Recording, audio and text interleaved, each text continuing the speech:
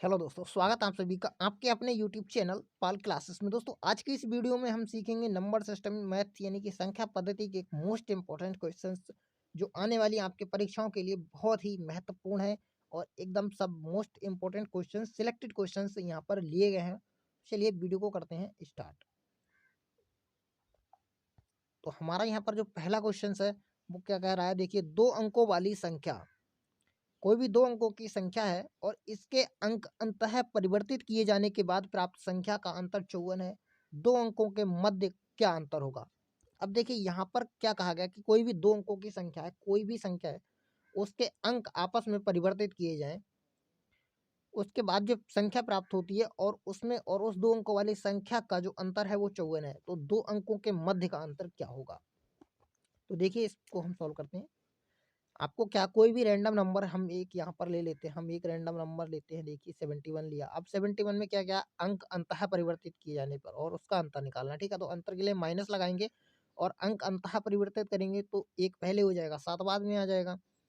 अब देखिए इसमें से हम इसको माइनस कर लेंगे। अब माइनस करेंगे तो यहाँ से कैरी लेंगे, इधर 11 हो जाएगा, 11 में से 7 जाएगा, कितना बचेगा, 4 बचेगा। और यहाँ पर 6 बचा था और एक माइनस करेंगे तो 5 बचा है, कितना बचेगा, 54। यही तो हमसे कहा गया है कि दो अंकों वाली संख्या और इसके अंक अंतः परिवर्तित किए जाने के बाद प्राप्त संख्या का अंतर 54 है। दो अंकों के मध्य का अंतर क्या होगा। ठीक है, तो इस संख्या में हमें 54 मिल रहा है, अंतर कितना आ रहा है, 54। तो हमसे इन दोनों यानी कि 7 और 1 के बीच का अंतर पता करना है। तो इसके बीच अंतर कितना आएगा, 6 आ रहा है। ठीक है, यही हमारा आंसर होगा, ऑप्शन नंबर ए।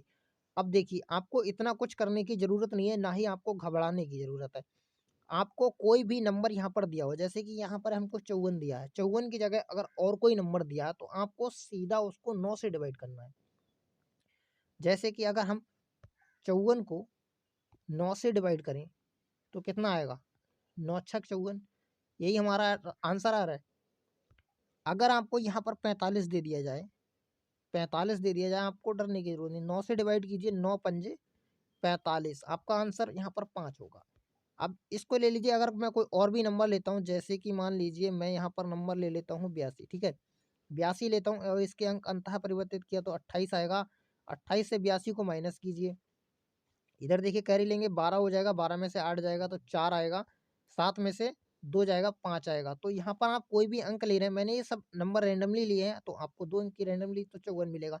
कहने का मतलब है आपको कुछ भी करने की ज़्यादा जरूरत नहीं। इस टाइप का कोई भी सवाल आता है और वहाँ पर अंतर आपको 54 दिया है, 45 दिया है, 36 दिया है, आप सिंपली 9 से डिवाइड कीजिए। आप 9 से डिवाइड करेंगे, जो आपका भागफल आएगा वही आपका राइट आंसर होगा। तो यहाँ पर हमारा आंसर ऑप्शन नंबर ए जो है वो एकदम राइट आंसर है। हमारा अगला क्वेश्चन है, यदि किसी संख्या का 3/4 वह संख्या के 1/5 से 11 अंक अधिक है तो वह संख्या है। अब देखिए यहाँ पर हमारा क्वेश्चन क्या कह रहा है। हम पहले मान लेते हैं कोई भी संख्या है, संख्या हमारी है कोई x। ठीक है, x कोई संख्या है। अब क्या कह रहा है, यदि किसी संख्या का 3/4 यानी कि x का 3/4, x का 3/4 मतलब 3/4, वह संख्या के 1/5 से 11 अंक अधिक है, यानी कि ये वाली संख्या कितनी अधिक है, माइनस करेंगे x का 1/5 कितनी अधिक है, 11 अंक, बराबर क्या आएगा, 11। इसको देखिए कर लीजिए, 5 और 4 इसमें से हम इसको माइनस करेंगे तो इसको पहले कॉमन लेंगे तो 5 चौक 20 हो जाएगा। यहाँ पर हम इसको सीधा 20 लिख लेते हैं। अब 20, ये देखिए 3 है, 5 या 15x हो जाएगा और ये 4x हो जाएगा। तो 15x में से 4x जब हम घटाएंगे तो हमारे पास कितना आएगा, 11x, और बराबर में हमारे पास 11 आएगा और नीचे कितना है, 20 है। तो अब देखिए इस 11 से 11 कैंसिल हो जाएगा, x बराबर हमारे पास कितना बचेगा, 20। x बराबर हमारे पास 20 बचेगा। यही हमारा आंसर है जो कि ऑप्शन नंबर सी में दिया गया है। हमारा राइट आंसर हो जाएगा ऑप्शन नंबर सी। देखते हैं अपना अगला सवाल। हमारा अगला सवाल है, दो संख्याओं का अंतर 393 है। जब बड़ी संख्या को छोटी संख्या से भाग दिया जाता है तो भागफल 2 तथा शेषफल 50 आता है। छोटी संख्या कौन सी है। ठीक है, कोई भी दो संख्याएं, दो संख्याओं का अंतर हमें यहाँ पर दिया है। बड़ी संख्या को छोटी संख्या से भाग दिए जाने पर भागफल 2 तथा शेषफल 50 आता है। हमको संख्या ज्ञात करनी है। चलिए, तो हमारा क्वेश्चन जो क्या कह रहा है, देखिए दो संख्याओं का अंतर कितना है, 393। अब कोई भी संख्या मान लीजिए, हम संख्या लेते हैं a minus B. a minus B बराबर कितना है हमारा, 393। ठीक है, यही तो क्वेश्चन कह रहा है, दो संख्याओं का अंतर कितना है, 393। जब बड़ी संख्या को छोटी संख्या से भाग दिया जाता है, यानी कि a को b से भाग दिया जाता है, तो भागफल 2 तथा शेषफल 50 आता है। अब a अगर हम बराबर करें तो क्या है, देखिए a बराबर किसके होगा कि भागफल जो है हमारा 2 आता है, यानी कि यहाँ पर अगर हम देखिए b से भाग करेंगे तो कितना आ रहा है हमारा भागफल 2, यानी कि 2b। ठीक है, 2b, और इसमें ऐड क्या करेंगे, जो हमारा शेषफल बचा है, शेषफल हमारे पास 50 बचा है, यानी कि a बराबर 2b प्लस 50। a के बराबर क्या होगा, 2b प्लस 50। क्यों, क्योंकि a बड़ी संख्या है, छोटी संख्या से जब हम भाग देते हैं तो हमारे पास क्या आता है, 2 भागफल तथा 50 शेषफल आता है। तो भागफल की हम मल्टीप्लाई करेंगे b में। संख्या को जैसे हम अगर कोई ज्ञात करते हैं तो यही तो करते हैं ना, कि उस संख्या को जो भागफल आया है उससे मल्टीप्लाई करते हैं, प्लस जो शेषफल आता है उसको ऐड करते हैं। तो हमने वही किया है, तो वो कितने के बराबर आएगा, जो हमारी संख्या यानी कि बड़ी संख्या है a के बराबर आएगा। और हमको ज्ञात करना है यहाँ पर। ठीक है, तो छोटे, अब हम क्या करते हैं, यहाँ से हम चेंज करेंगे थोड़ा सा। a के बराबर हम क्या लिख सकते हैं, a के बराबर हम लिख सकते हैं 393 प्लस b। 393 प्लस b लिख सकते हैं यहाँ पर हम, तो हम चलिए लिख लेते हैं। तो देखिए लिखा हमने 393 प्लस b, और ये बराबर किसके होगा, 2b प्लस 50 के।